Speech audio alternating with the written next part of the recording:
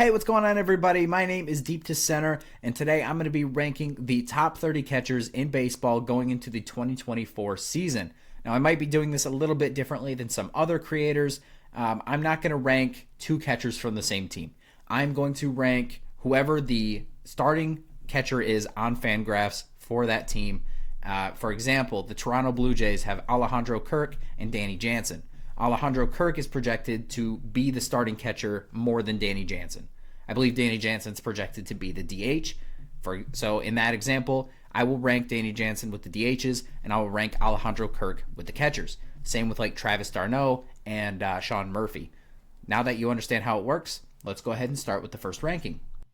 At number 30, I have Nick Fortes of the Miami Marlins. And the reason I have him this low is truly because I just don't think he'll be their starting catcher for a long time. I don't really think he's going to be a starting catcher in this league for the most part. He's a fine player back there, but he's not really a special player. And so he finds himself at the bottom of this list for now. At number 29, and I seriously debated putting him at 30, is Martin Maldonado of the Chicago White Sox. Maldonado is 37 years old, and his main value came on the defensive side of the ball for most of his career. And last year, he was worth negative 10 DRS, according to Baseball Reference, and 116 games played. That is not very good. And even though he did hit 15 home runs, which is tied for a career high with 2022, he's 37, and I just don't see power being a sustainable thing. He's never been a particularly great hitter. His career OPS plus is 72. I just don't think he's going to be all that good in 2023, and I don't think he'll last as their starting catcher. At number 28, and I'm not going to spend too much time on this one, is Henry Davis of the Pittsburgh Pirates. Point be told, he has not played enough games to make much of a decision on him yet. He is going to be playing catcher because Endy Rodriguez is out, so we'll see how he grades out defensively. Offensively, I think he will struggle for a little bit. I think it'll take some adjusting, but I do think he has a bright future. I just don't think we'll see it yet in 2024. At number 27, I have Rene Pinto of the Tampa Bay Rays. And this one might come back to bite me at some point because he plays for the Rays and they turn all of their players into all-stars. But as of right now, I haven't seen very much of him. In the games he has played at catcher, he grades out as a negative defensive catcher and a okay offensive catcher. So for now, he stays here, and I'm sure next year I'll be saying I was an idiot. At number 26, I have Elias Diaz of the Colorado Rockies. And if I'm being honest, he could probably be lower on this list, but I'm giving him the benefit of the doubt because of how good he was to start the year last year and the fact that he made an All-Star game and won All-Star game MVP. If I'm correct, he did. So even though he fell off really badly and he didn't end up looking that good by the end of the year, I'm ranking him slightly higher than maybe he deserves. At number 25, I have Austin Wells of the New York Yankees. And I actually do think Austin Wells is going to be a pretty good player. Similar to Henry Davis, I just think it's going to take a little bit of time to figure it out. He looked pretty solid in a short time with the Yankees last year, but I do think there will be some bumps along the way. And in 2025, he'll find himself a riser on this list. At number 24, I have Shea Langeliers of the Oakland Athletics. And he was tough to rank because I do think in some ways he is sneaky good. He hit 22 home runs in 2023. He has a little bit of speed to him, which is interesting for a catcher. And at the same time, he is worth negative 13 defensive runs saved, according to Baseball Reference. And he had a 92 OPS plus despite the home runs. So he's kind of in the middle right now. He could show to be better than that next year. At number 23, I have Yan Gomes of the Chicago Cubs. And the reason I have Gomes at 23, despite being a pretty solid player, is that I think his career is kind of at the end. I do think Miguel Amaya is going to replace him within the next year and a half officially. I think he'll see some reps, but I won't think it'll be full time. And that's why I have him this low. At number 22, I have Luis Campusano of the San Diego Padres. And to be honest, I really like Campusano. He looked really good when he was up last year. He hit the crap out of the baseball. And I don't think that that level is sustainable. However, I do think he is going to be a good hitter in this league. Not a great defensive catcher. I'm going to give him a little bit of time, which is why I have him in the 20s now. But I do think he'll rise over time at a very competitive position. At number 21, I have Connor Wong of the Boston Red Sox, and this one surprised me a little bit. I initially had him much lower on the list, closer to 30, but as I looked at his baseball reference page, I noticed that he was worth 2.2 B WAR in 2023, which I had no idea. He was not on my radar.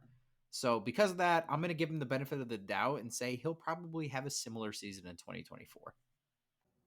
At number 20, I have Tyler Stevenson of the Cincinnati Reds, and I would have him lower, honestly, based on last season.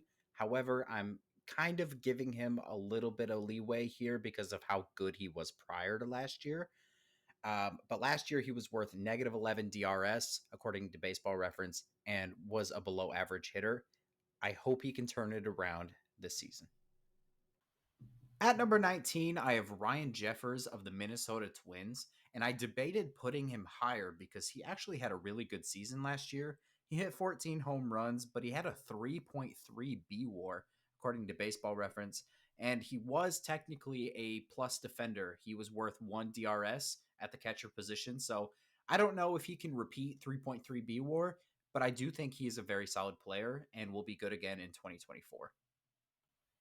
At number 18, I have Keibert Ruiz of the Washington Nationals. And though Ruiz may actually be the worst defensive catcher in baseball, he was worth negative 14 DRS in 2023. I do think that's something that will get better. I don't think he'll be a good defensive catcher, but that can get better. But he absolutely mashes at the plate, and I don't see him slowing down. In fact, I think he'll get even better in 2024. So I'm excited to see what his future looks like. At number 17, I have Bo Naylor of the Cleveland Guardians. And this pains me to say as a Tigers fan, but man, Bo Naylor is going to be good. He has the chance to be one of the best power hitting catchers in this league. He had 11 home runs in a very small sample size last year, and he has an elite arm behind the plate. He didn't grade out fantastically as a defender last year, but I think that will improve as he gets more reps at the major league level. At number 16, I have Patrick Bailey of the San Francisco Giants. And man, I am really excited about Patrick Bailey's future. I mean, he might already be the best defensive catcher in baseball. And offensively, he didn't look bad last year. He did kind of slow down towards the end of the season, but he came up and he was hitting right away. He is a switch hitter. I do think he'll struggle this year, but I am excited to see in the long term what his career will end up looking like. At number 15, I have Jake Rogers of the Detroit Tigers. And I think Jake Rogers might be a little bit underrated. I mean, he is a good defensive catcher that also hits for power. He had 21 home runs last year. Now, he doesn't hit for a high average, he was only hitting 221. However, between the good defense and the high power potential, I do think we might see a quote unquote breakout season from Jake Rogers in 2024. At number 14, I have Salvador Perez of the Kansas City Royals. Now, Salvi's been one of the best catchers in baseball for quite some time now, but he is getting up there in age. I mean, he'll be 34 next season. And I do think that his catching duties are going to start to get limited in the near future. And because of that, I just can't feel comfortable ranking him any higher. I do think he'll still be very valuable offensively. Just defensively, he's not very valuable, and he'll probably not be a catcher soon. At number 13, I have Logan O'Hoppe of the Los Angeles Angels. And dude, O'Hoppe rakes. He had 14 home runs in only 51 games played last season, which is insane to me, especially for a catcher. And he, although wasn't the best defensive catcher with negative 9 DRS, it doesn't really matter because when you hit like that, you're going to be a very valuable player at that position. At number 12, I have Yainer Diaz of the Houston Astros, and I don't know how the Astros keep getting away with this, but Diaz looks like another superstar player. I mean, he was ridiculous in 2023. He had 23 home runs, a 3.2 B WAR, was worth 4 defensive runs saved. I mean, he was just good in all aspects of the game, and he's still so young. I mean, he's only 25 years old. He's going to be really good for a long time, and that's scary to me. At number 11, I have Alejandro Kirk of the Toronto Blue Jays, who is maybe the only person on this list that I think is a better defensive catcher than Patrick Bailey. And on top of that, Kirk is usually a really good offensive player. I mean, he had a little bit of a down year in 2023, but I don't really have any worries about it because he's still only 25 years old, and I'm sure he'll be very solid again in 2024. Starting off the top 10, I have Gabriel Moreno of the Arizona Diamondbacks. And Moreno had a really good season in 2023. He won the Gold Glove and he was worth 4.3 B WAR, which is awesome. He doesn't hit for much power. He only had 7 home runs in 2023. However, that doesn't really matter because he hits for a high average and gets on base.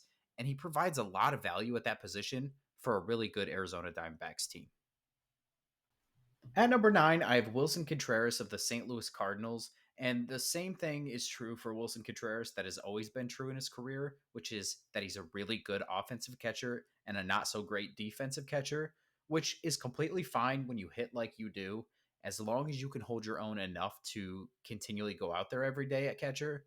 If you hit like that, you're going to be valuable.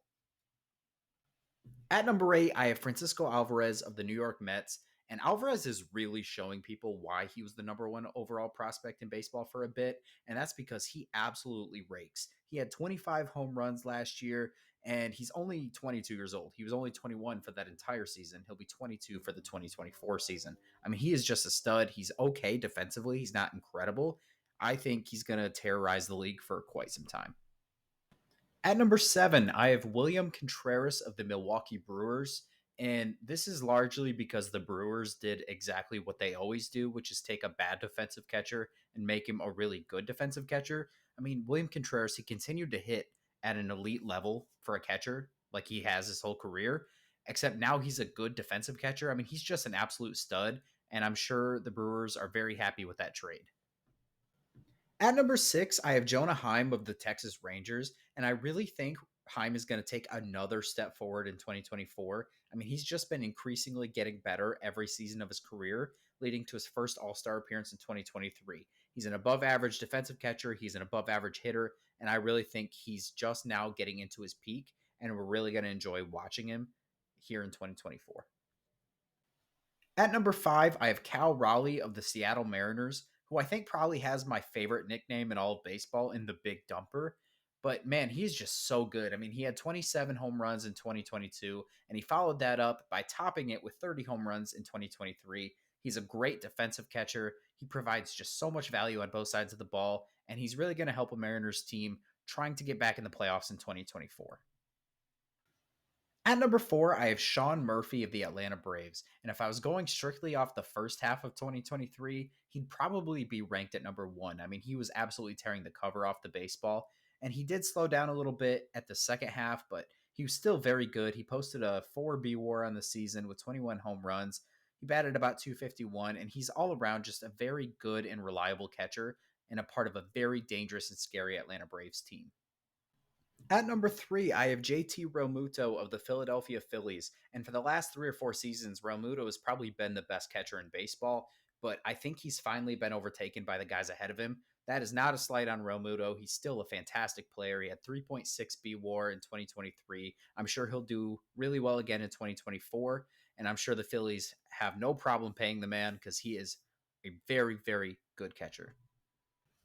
At number 2, I have Will Smith of the Los Angeles Dodgers. And this really pains me to say because I am just so sick and tired of how good the Dodgers are. I mean, they have Shohei Ohtani, Freddie Freeman, Mookie Betts, and then they also have the second best catcher in all of baseball. I mean, it's just not fair.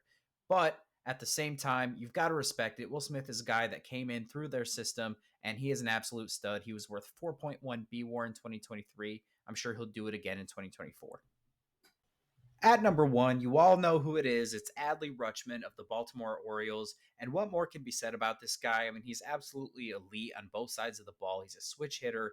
He hits for power. He had 20 home runs. He was worth 4.3 B WAR in 2023. I'm sure he might top that with a 5 WAR plus season in 2024. I mean, he's just ridiculously good, and he's going to be the face of catchers in baseball for a long time.